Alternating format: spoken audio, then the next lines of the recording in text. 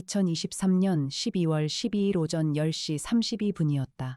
경상북도 포항시 북구 흥해읍 외곽에 위치한 해산물 가공 공장 앞에 경찰차 3대와 국과수 감식 차량 1대가 멈춰 섰다. 영하 4도의 한겨울 포항 바람이 공장 철제 벽면을 훑고 지나갔다. 해풍에 섞인 과메기 특유의 냄새가 공기 중에 퍼져 있었다. 공장 이름은 청해수산이었다. 3층짜리 건물과 별도로 운영되는 냉동창고 동이 하나 있었다. 냉동창고동은 공장 본체 뒤편으로 20m쯤 떨어진 자리에 있었다. 외벽은 흰색 패널이었고 패널 곳곳에 세월의 얼룩이 묻어 있었다. 신고자는 공장 리모델링을 맡은 시공업체 직원이었다. 40대 초반의 남성인 이계수는 오전 9시부터 냉동창고 바닥 보강 공사를 시작했다. 낡은 콘크리트 바닥의 일부 구간을 드러낸 직후였다. 철제기구로 바닥재를 들어올리는 순간 그 아래에서 비닐로 감싸인 무언가가 나왔다. 이계수는 처음에는 공사 잔재물이라고 생각했다. 그러나 비닐을 조금 젖혔을 때 그는 즉시 작업을 멈추고 공장 밖으로 뛰쳐나갔다. 그가 119에 전화를 건 것은 그로부터 4분 후였다. 신고 내용은 3문장이었다. 냉동창고 바닥에서 사람이 나왔습니다. 아직 거기 있어요. 빨리 와주세요. 포항경찰서 강력팀이 현장에 도착했을 때 냉동창고 안은 영하 15도였다. 바닥의 구멍 아래에서 발견된 것은 20대 여성의 시신이었다. 비닐로 이중으로 밀봉되어 있었고 그 위로 콘크리트를 타설하여 바닥과 일체화시켜 놓은 상태였다. 매장 방식이 의도적이고 숙련된 솜씨였다. 포항경찰서 강력팀장 박동수 경위는 현장에서 2가지를 즉각 확인했다. 첫째로 이 시신이 공장 바닥에 매장된 것은 수년 전의 일이었다. 둘째로 청해수산 공장은 20년 이상 같은 가족이 운영해온 곳이었다. 박동수가 본청에 지원 요청을 보내면서 강역탐정사무소에 의뢰가 흘러들어간 것은 같은 날 오후 2시였다. 경로는 언제나처럼 강민혁이었다. 합정동 오피스 빌딩 50층 강역탐정사무소는 12월의 서울 오후 햇살을 창문 가득 받고 있었다. 강혁은 창가 소파에 앉아 법의학 전어를 읽고 있었다. 1980년생인 그는 43살이었다. 서울지방경찰청 강력계에서 16년을 보낸 뒤 이 사무소를 차린 지 3년째였다. 아버지에게서 물려받은 유산 덕에 경제적 부담 없이 자신이 하고 싶은 방식으로 일했다. 그 방식이란 돈이나 명예보다 진실이 이기는 사건을 골라 끝까지 파는 것이었다. 전화가 울렸다. 형이었다. 강혁이 받았다. 형, 혁아. 포항에서 연락이 왔어. 냉동창고 바닥에서 여성 시신이 발견됐어. 공장은 청해수산이라는 해산물 가공업체야. 운영자 이름은 조성달. 66살이야. 강혁이 말했다. 신원은? 강민혁이 말했다. 아직 확인 중인데 실종 신고 기록이랑 맞춰보고 있어. 이 공장 직원 중에 20년 전에 사라진 여성이 있었어. 당시 28살이었고 가출로 처리됐어. 강혁이 말했다. 20년 전. 강민혁이 말했다. 그래, 2003년. 28살 며느리. 공장 대표 조성달의 며느리야. 강혁은 잠시 침묵했다. 강민혁이 말했다. 혁아, 이 사건 포항경찰이 처리하기엔 규모가 좀 커. 20년 된 사건이야. 냉동창고 바닥 콘크리트 안에서 나왔어. 지역 경찰만으론 전체 그림을 못 잡을 것 같아. 강혁이 말했다. 의뢰인이 누구야? 강민혁이 말했다.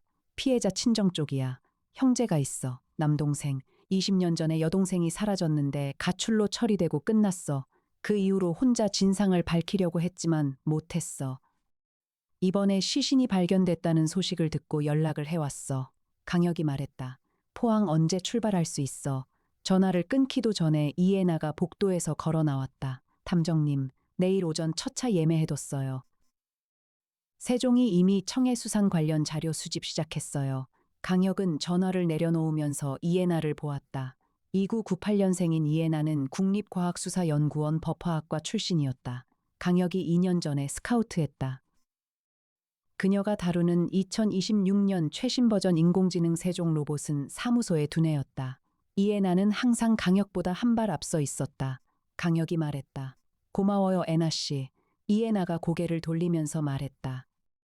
포항 날씨 영하 5도예요. 두꺼운 외투 챙기세요, 탐정님. 다음 날 오전이었다. 이에나가 운전하는 검은색 대형 세단이 포항시 흥해읍 청해수산 앞마당에 멈췄다. 강혁은 차에서 내리면서 공기를 들이마셨다. 해풍과 과메기 냄새가 동시에 코를 찔렀다. 공장 앞에는 이미 경찰 차단선이 쳐져 있었다.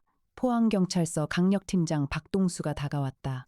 50대 초반의 단단한 체형이었다. 강혁 탐정님이시죠? 서울서 연락받았습니다.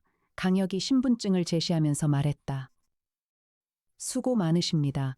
현장 볼 수 있을까요? 박동수가 앞장섰다.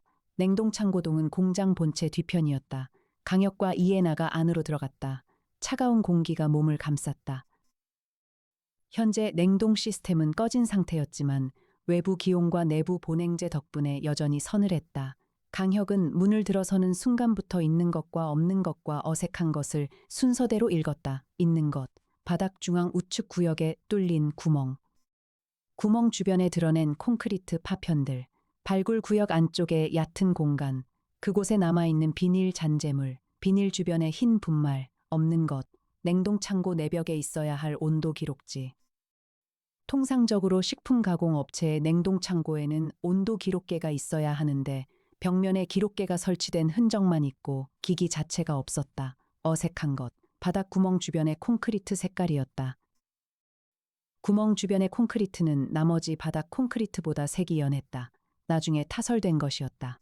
그리고 그 범위가 성인 한 명을 눕힌 크기와 정확히 일치했다. 강혁이 박동수에게 물었다.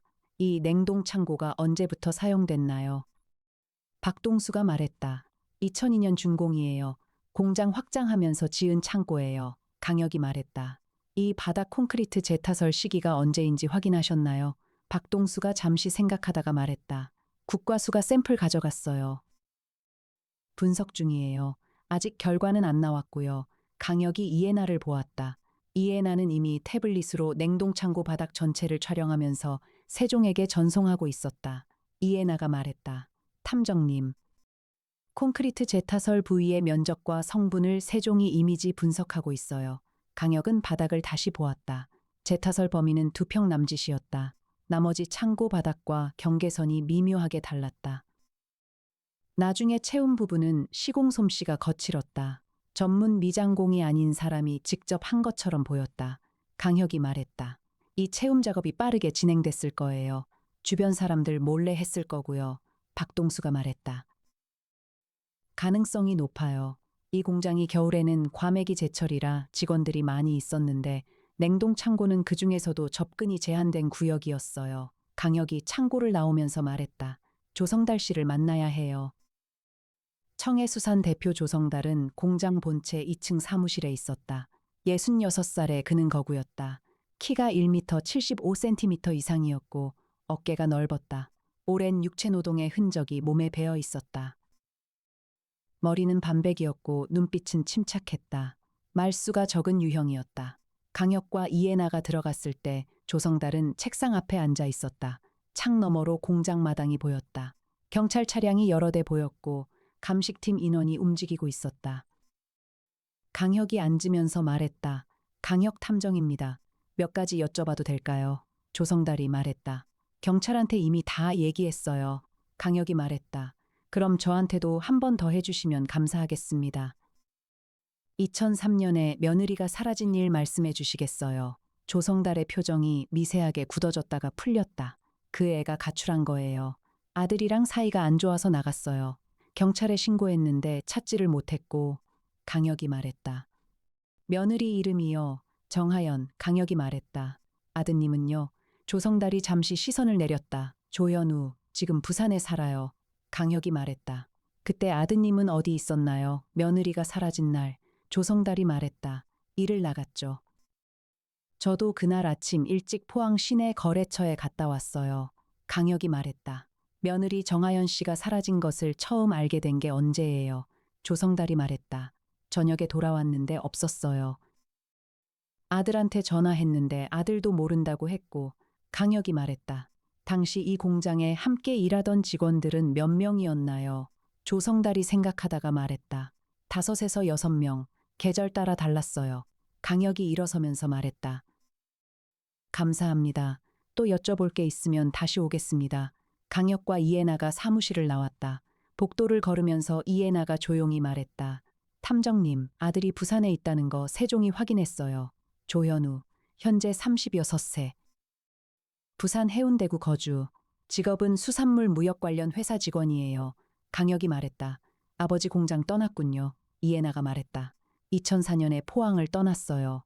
며느리 실종 이듬해예요. 강혁이 천천히 말했다. 아버지가 2003년에 며느리를 죽이고 아들이 2004년에 집을 떠났어. 그 사이에 무슨 일이 있었는지가 핵심이야. 포항 시내 한 카페에서 피해자 정하연의 남동생 정우성을 만났다. 42살의 그는 마른 체형이었다. 얼굴에 20년의 세월이 담겨 있었다. 눈 아래가 깊게 패여 있었고 손이 조금 떨렸다. 그는 강혁을 보자마자 말했다. 기다렸어요, 이날을. 강혁이 말했다. 이야기해 주세요. 정우성이 커피잔을 손으로 감싸주면서 말했다. 누나가 2003년 12월에 사라졌어요. 그때 저는 21살이었어요. 누나가 갑자기 가출할 사람이 아니에요. 결혼하고 1년 됐는데 그 공장에서 하루 15시간씩 일했어요. 시아버지 지시로요. 강혁이 말했다. 누나와 시아버지 관계가 어땠나요? 정우성이 말했다. 누나가 가끔 저한테 전화를 했는데 목소리가 늘 조심스러웠어요. 시아버지가 무섭다고 했어요. 일을 너무 많이 시킨다고, 불평 한마디 못하게 한다고, 한 번은 시아버지한테 맞았다는 말도 했어요. 강혁이 물었다. 결혼 상대인 아들 조현우와는요. 정우성이 잠시 말을 멈췄다. 나쁜 사람은 아니었어요. 근데 아버지한테 꼼짝을 못했어요. 누나가 힘들다고 해도 아버지 말이 우선이었어요. 그러다가 어느 날 갑자기 연락이 끊겼어요. 강혁이 말했다. 사라진 날 전날까지는 연락이 됐나요? 정우성이 고개를 끄덕였다. 사라지기 사흘 전에 전화가 왔어요. 누나가 우리 어머니한테 도망가고 싶다고 했대요. 그게 마지막 연락이었어요. 강혁이 이해나를 보았다. 이해나는 태블릿에 모든 것을 기록하면서 동시에 세종에게 2003년 청해수산 관련 수사 기록을 요청하고 있었다. 정우성이 말했다. 경찰이 가출로 처리했어요. 20년 동안 저는 그게 억울해서 몇 번이나 다시 신고했는데 달라지는 게 없었어요. 근데 오늘 연락을 받았을 때 그가 말을 잇지 못했다. 강혁이 조용히 말했다. 이제 시작이에요. 끝까지 할 거예요. 사무소로 돌아가지 않고 강혁과 이해나는 포항에 임시 베이스를 만들었다. 이해나가 예약한 호텔 회의실이었다. 세종이 수집한 2003년 청해수산 관련 자료가 화면에 펼쳐졌다. 정하연, 당시 28살. 2002년 4월에 조현우와 결혼. 2003년 12월 6일에 실종 신고. 신고자는 남편 조현우. 경찰 수사 결과 가출로 처리. 20년간 행방불명 상태 유지. 이해나가 말했다. 탐정님. 2003년 당시 수사 기록을 세종이 불러왔어요. 흥미로운 게 있어요. 강혁이 화면을 보았다. 이해나가 말했다. 신고 접수가 2003년 12월 6일이에요. 근데 실종 날짜로 신고된 게 12월 5일이에요. 하루 차이예요. 그런데 당시 조현우 진술에 따르면 아침에 일어났더니 아내가 없었다고 했어요. 강혁이 말했다. 밤 사이에 사라졌다는 거야. 이해나가 말했다. 그리고 탐정님. 그날 밤 조성달의 알리바이가 기록에 없어요. 당시 경찰이 가출로 결론을 내렸기 때문에 알리바이 확인 자체를 안 한 거예요. 강혁이 고개를 끄덕였다. 가출 결론이 수사를 닫아버린 거야. 이해나가 계속했다. 그리고 탐정님, 냉동창고 준공 시기가 2002년이에요. 시신이 발견된 위치는 냉동창고 바닥이에요. 그런데 세종이 콘크리트 색상 차이 분석을 마쳤는데요. 재타설된 부분의 콘크리트 성분이 2002년 원래 시공과 다르게 나왔어요. 나중에 다시 부은 거예요. 강혁이 말했다. 그 재타설이 언제 됐는지 알 수 있어. 이해나가 말했다. 국과수 분석이 나와봐야 하는데 세종이 이미지 분석만으로 추정한 결과는 20에서 22년 전이에요. 강혁이 조용히 말했다. 2003년에서 2004년 사이야. 이해나가 말했다. 네, 정하연 씨 실종 시점과 맞아요. 강혁은 하나씩 정리해 나갔다. 2002년에 냉동창고가 준공됐다. 2003년 12월 초에 정하연이 실종됐다. 2003년 12월에서 2004년 초 사이에 냉동창고 바닥 일부 구간이 재타설됐다. 2004년에 아들 조현우가 포항을 떠났다. 그 순서가 이미 이야기를 하고 있었다. 그러나 강혁은 성급하게 결론을 내리지 않았다. 아직 빠진 것들이 있었다. 정하연이 실종된 밤에 실제로 무슨 일이 있었는가? 조성달과 정하연 사이에 어떤 갈등이 있었는가? 그리고 아들 조현우는 무엇을 알고 있는가? 강혁이 이해나에게 말했다. 조현우 만나야 해요. 부산으로 가야 할 것 같아요. 이해나가 말했다. 내일 오전 부산 일정 잡을게요. 탐정님. 그런데 그 전에 확인하실 게 있어요. 강혁이 이해나를 보았다. 이해나가 태블릿 화면을 보여주었다. 세종이 2003년 청해수산 직원 명단을 찾았어요. 당시 직원 6명이에요. 이 중 3명이 지금도 포항에 살고 있어요. 그 중 1명이 현재 흥해읍에 살고 있어요. 당시 냉동창고 관리를 담당하던 직원이에요. 강혁이 말했다. 지금 만날 수 있어요. 이해나가 말했다. 전화해 볼게요. 오늘 저녁 가능한지요? 저녁 6시에 흥해읍의 한 포장마차에서 전 직원 오영탁을 만났다. 60살이 가까운 그는 몸이 굵었고 목이 굵었다. 오랜 현장직 노동자의 체형이었다. 그는 강혁을 보자마자 말이 없었다.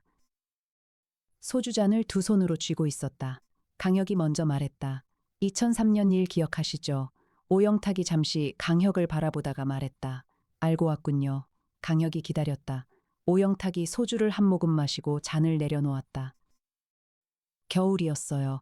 제가 그 공장 냉동 창고 관리 담당이었어요. 거기서 10년을 일했어요. 그날도 새벽에 창고 온도 체크하러 갔다가 그가 잠시 멈췄다.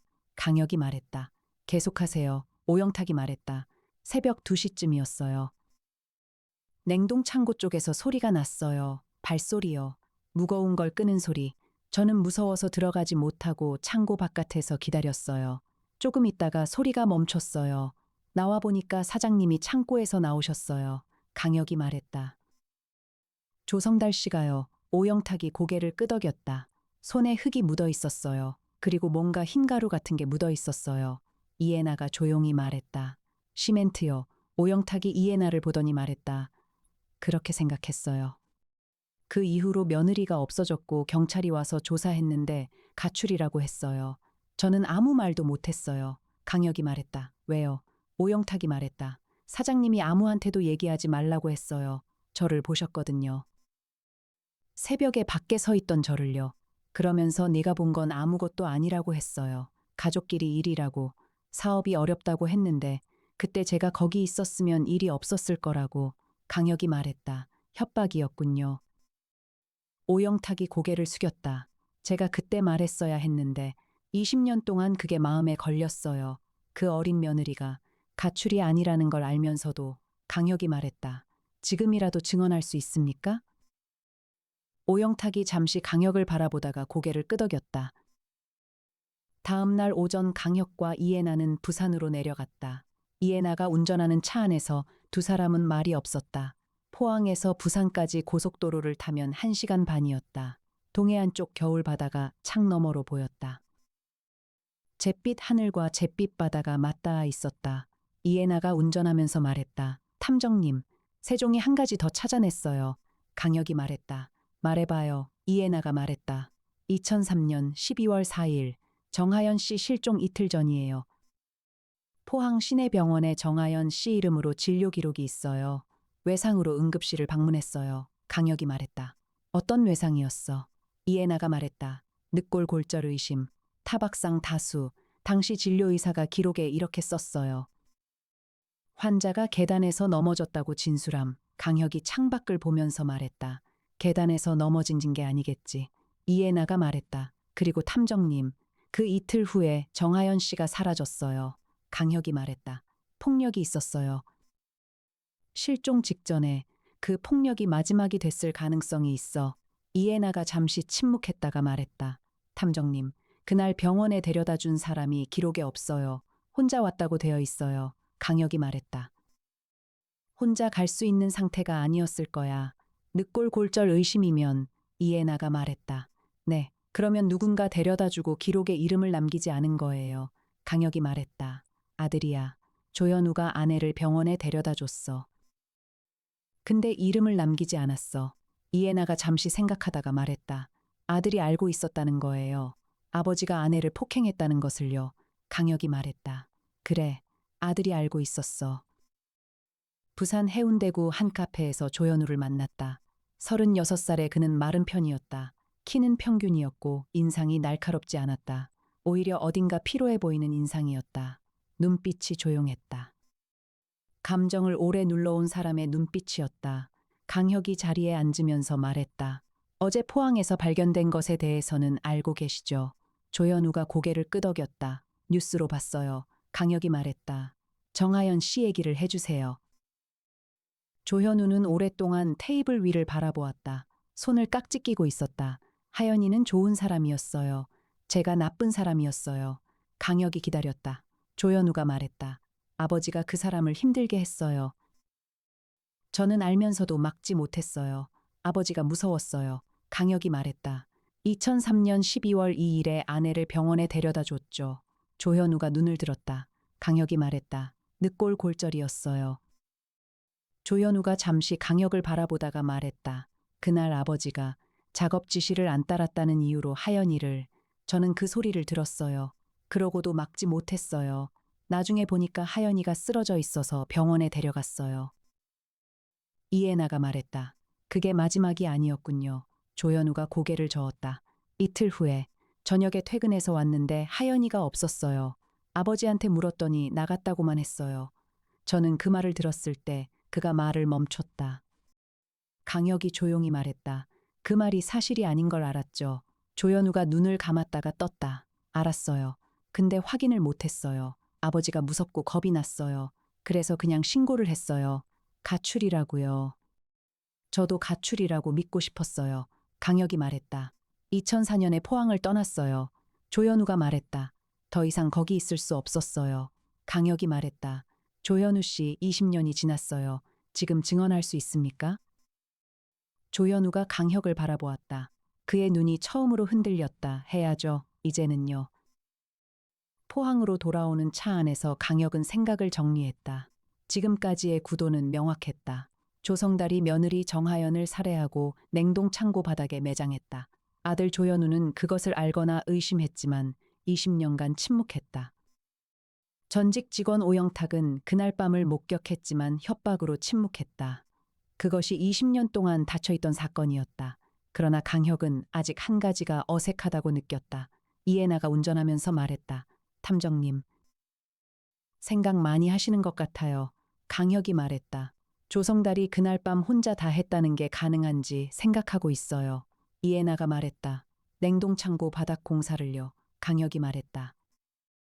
새벽에 혼자서 시신을 바닥 아래에 묻고 콘크리트를 타설했어요. 오영탁이 본 것이 새벽 2시예요. 작업이 이미 어느 정도 진행된 상태였을 거예요. 혼자서 그 모든 것을. 이해나가 말했다. 농촌이나 어촌 지역에서 몸을 쓰는 일을 수십 년 해온 사람이라면 불가능하지는 않아요. 강혁이 말했다. 그게 아니에요. 제가 이상하게 느끼는 건 냉동창고 관련 온도 기록계가 없다는 거야.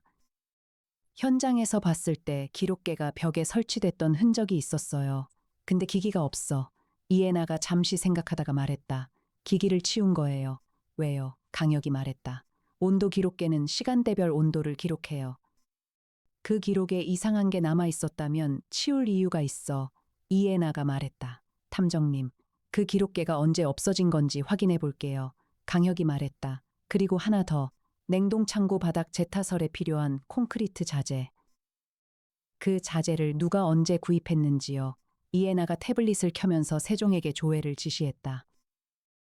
사무소로 돌아오지 않고 포항 호텔 회의실에서 세종 분석 결과를 기다렸다. 오후 늦게 결과가 왔다. 이해나가 화면을 강혁에게 보여주었다. 탐정님. 2003년 12월 7일자로 포항 시내 자재상에서 콘크리트 혼합재 4포대 구입 기록이 있어요. 구입자는 청해수산 명의로 됐어요. 결제는 현금이에요. 강혁이 말했다. 12월 7일.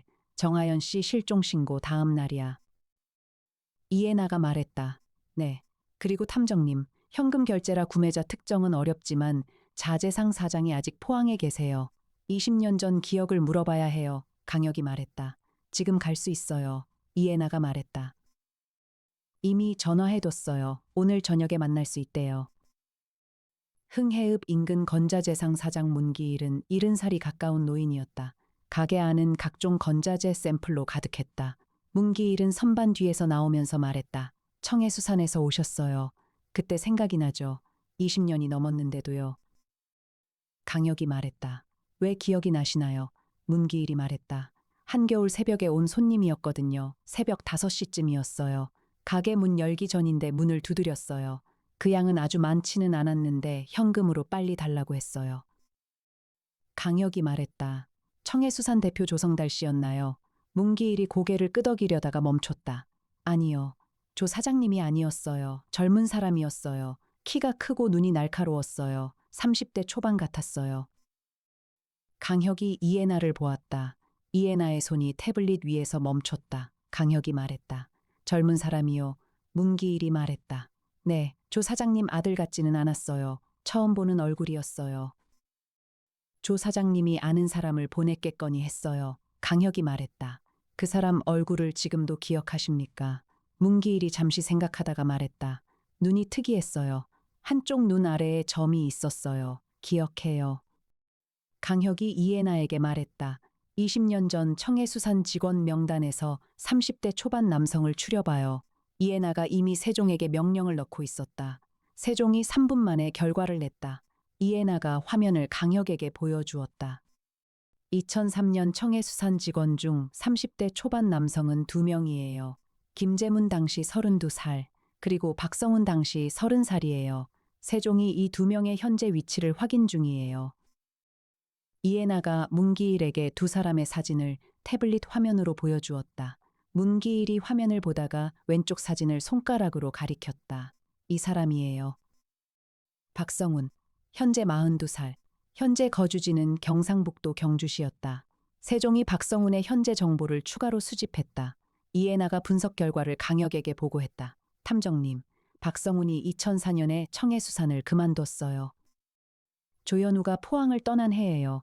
이후 경주에서 작은 건설 일용직으로 일하고 있어요. 결혼 이력 없어요. 특이한 게 있어요. 박성훈이 2003년 당시 조성달과 3년 넘게 같이 일했어요. 공장 직원 중에서 가장 오래된 직원이에요. 그리고 탐정님, 강혁이 말했다. 뭐야, 이에나가 말했다. 박성훈이 20년 전에 조성달한테 특별히 가까운 직원이었어요. 당시 지역신문에 과메기 공장 취재 기사가 있는데 거기 조성달과 함께 사진에 나온 직원이 박성훈이에요. 조성달이 그 직원을 오른팔처럼 썼다는 기사 내용이에요. 강혁이 말했다. 그 새벽에 조성달이 혼자 했던 게 아니야. 박성훈을 불러서 함께 한 거야. 이에나가 말했다. 그리고 탐정님, 박성훈이 20년 동안 그 사실을 갖고 살아왔다는 거예요.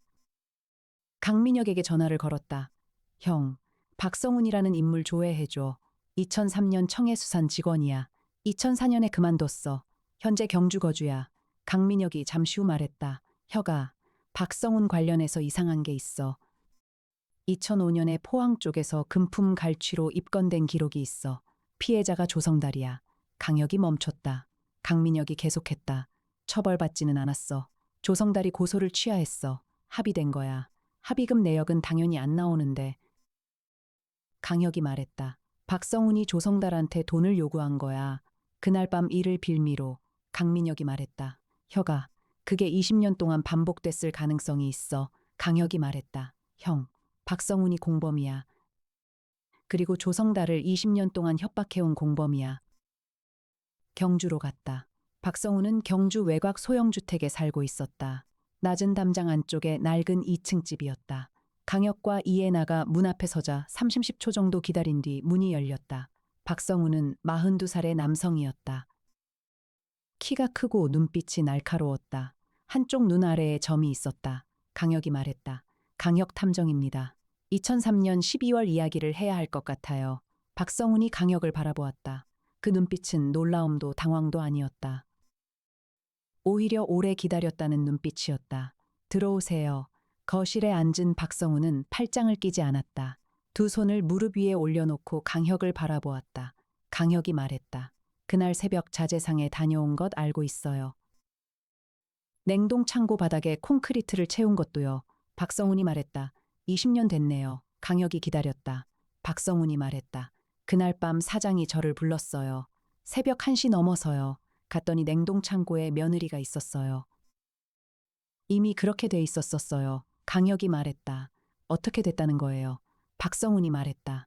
숨이 없었어요. 사장이 저한테 같이 마무리를 해달라고 했어요. 우리가 20년 같이 일했는데 나만 믿을 사람이 없다고. 저는 그때 겁이 났어요. 도망가고 싶었는데 사장이 저도 알고 있다고 하면 어차피 엮인다고 했어요. 강혁이 말했다. 그래서 자재를 가져다 채운 거군요. 박성훈이 고개를 끄덕였다. 강혁이 말했다. 2005년에 조성달한테 합의금을 받은 게 맞죠. 박성훈이 강혁을 보았다. 강혁이 말했다. 금품 갈취로 입건 기록이 있어요. 취하됐지만 박성훈이 잠시 침묵했다가 말했다.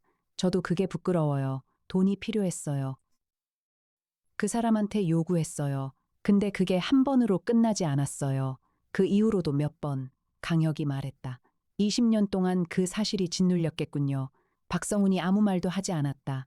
강혁이 일어서면서 말했다. 이제 직접 진술해야 해요. 공범범이라는 게 드러나면 형량이 생기겠지만 그게 맞는 순서예요. 박성훈이 말했다. 알아요. 거기 있던 며느리 얼굴이 20년 동안 꿈에 나왔어요. 이제 그 꿈을 끝낼 때가 됐어요. 포항경찰서에서 강민혁이 직접 내려왔다.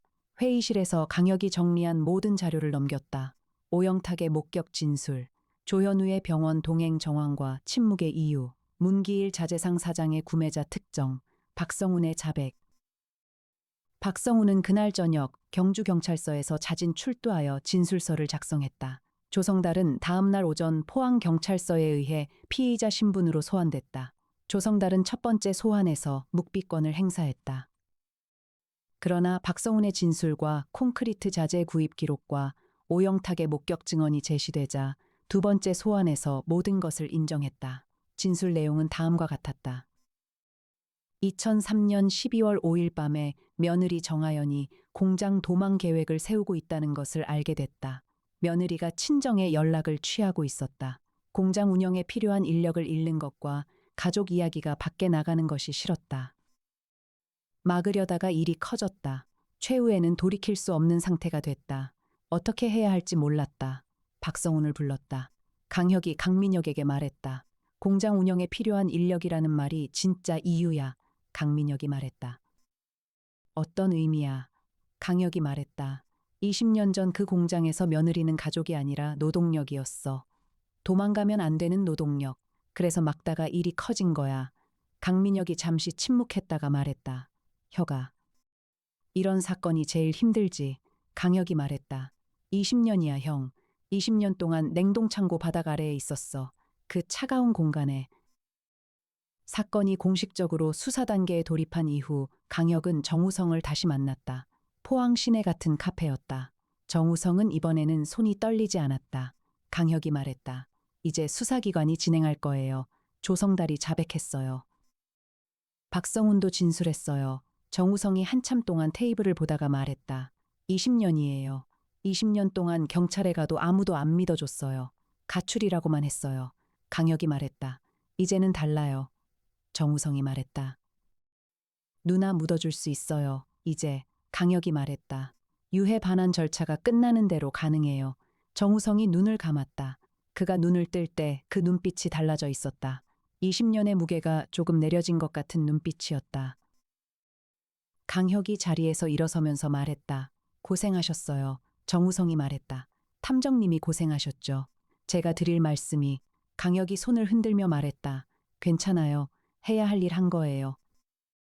포항에서 서울로 돌아오는 길이었다. 이해나가 운전했다. 고속도로 위 12월의 하늘은 낮게 깔려 있었다. 강혁이 창밖을 보면서 말했다. 애나 씨. 이해나가 말했다. 네 탐정님. 강혁이 말했다. 이번 사건이 20년 전 사건이잖아요.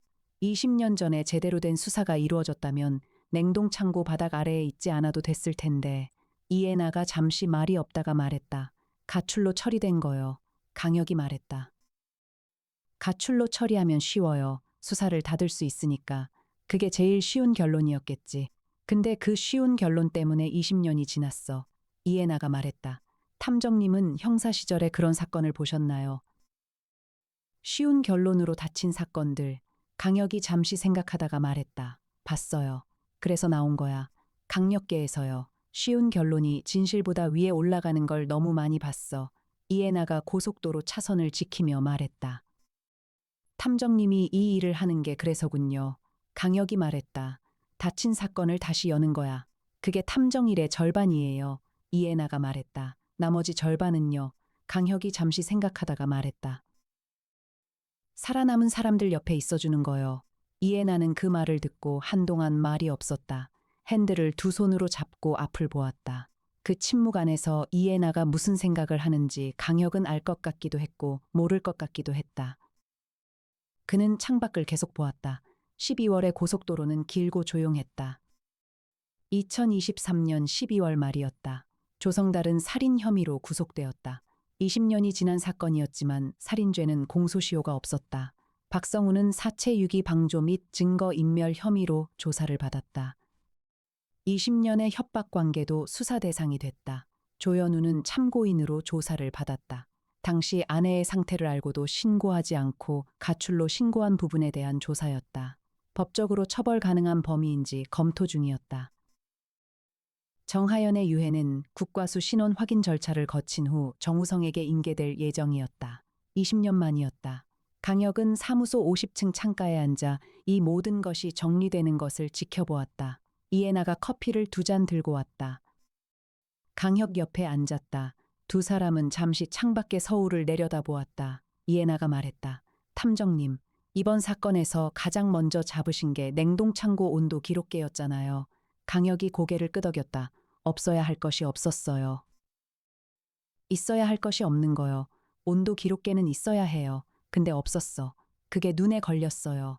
이해나가 말했다. 저는 탐정님이 현장에서 그걸 잡는 속도가 신기해요. 강혁이 커피잔을 들면서 말했다. 현장이 말을 해요. 듣는 방법만 있으면 되는 거야. 애나 씨도 해요. 이해나가 말했다. 저는 탐정님한테 배우는 중이에요. 강혁이 이해나를 잠깐 보다가 다시 창밖을 보았다. 서울의 겨울 해가 한강 위에 기울고 있었다. 사무소로 돌아온 다음 날 송태풍 박사가 최종 법의학 보고서를 완성했다. 45살의 송태풍은 의학 박사이자 범죄학 전공자였다. 그는 국과수에서 넘어온 시신 관련 자료와 강혁이 수집한 현장 정보를 종합해 보고서를 작성했다. 보고서의 핵심은 다음과 같았다. 피해자 정하연의 사망 시점은 2003년 12월 5일 심야에서 6일은 새벽 사이로 추정된다. 사망 원인은 다발성 외상에 의한 내부 손상으로 판단된다. 매장 시점과 방법으로 보아 즉각적인 은폐 목적으로 냉동창고 바닥에 콘크리트 타설이 이루어진 것으로 보인다. 콘크리트 내부의 보냉 효과로 인해 시신 보존 상태가 통상적 매장보다 양호한 편이며 이것이 20년 후 신원 확인을 가능하게 한 요인이다. 보고서 마지막 항목에서 송태풍 박사는 별도로 이렇게 기록했다. 20년간의 저온 환경이 역설적으로 진실을 보존했다. 강혁이 그 문장을 읽고 오랫동안 보고서에서 눈을 떼지 않았다. 20년 동안 냉동창고의 차가운 공기가 정하연의 이야기를 지워지지 않게 보존했다. 그 차가운 어둠이 결국 진실을 살려낸 것이었다. 나정희가 회의실로 들어오면서 말했다. 탐정님, 새 의뢰가 들어왔어요. 강혁이 자료를 덮으면서 말했다. 가져와요. 이해나가 세종을 켜면서 말했다. 탐정님. 세종 준비됐어요. 강혁은 의자에 앉아 새 의뢰서를 받았다. 있는 것, 없는 것, 어색한 것. 그 세 가지가 다시 시작됐다. 2023년 12월이 마지막 주로 접어들었다. 포항 법원에서 조성달에 대한 구속영장이 발부됐다. 20년 전 사건이 다시 열렸다. 정우성은 포항 시내 추모봉사 단체를 통해 누나의 이름으로 작은 기부를 했다. 가출로 처리된 여성들을 위한 단체였다. 그것이 그가 할 수 있는 일이었다. 박성우는 경주에서 조사를 받으면서 진술서를 작성했다. 그는 조사관에게 20년 동안 그날 밤이 꿈에 나왔다고 말했다. 냉동창고 안의 차가운 공기가 꿈속에서도 느껴졌다고 했다. 조현우는 부산의 집에서 경찰 조사를 마쳤다. 그는 20년 동안 포항을 한 번도 찾지 않았다고 진술했다. 포항이라는 단어를 들을 때마다 그 겨울이 돌아왔기 때문이라고 했다. 강혁 탐정사무소 50층에는 12월 마지막 서울의 밤이 내려앉았다. 새 의뢰 파일이 책상 위에 올려져 있었다. 사건 파일 번호 2023-5. 5번째 사건이었다. 강혁은 파일을 펼쳤다. 이해나가 세종 화면을 켜면서 말했다. 탐정님, 시작할게요. 강혁이 말했다. 네. 그 한마디와 함께 2023년의 마지막 사건이 시작되었다. 합정동 오피스 빌딩 50층 창문에 걸린 강혁 탐정사무소 간판에 서울의 밤 불빛이 반사되었다. 그 불빛은 꺼지지 않았다.